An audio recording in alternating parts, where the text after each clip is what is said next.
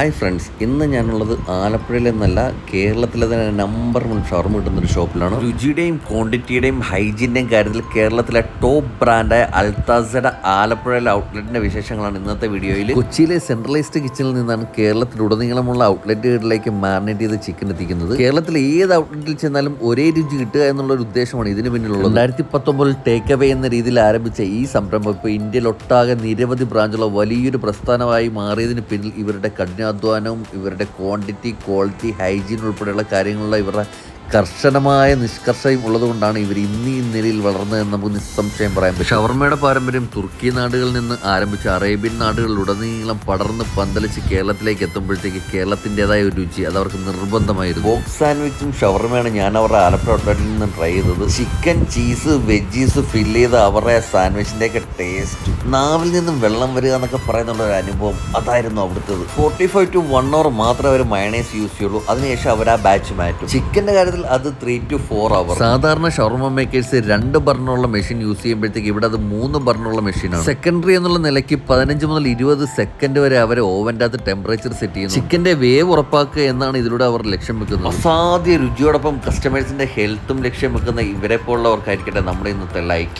അപ്പം എല്ലാവരും ആലപ്പുഴ വരുമ്പോഴത്തേക്ക് അൽത്താസയിൽ വിസിറ്റ് ചെയ്യുക. Bye from Anas.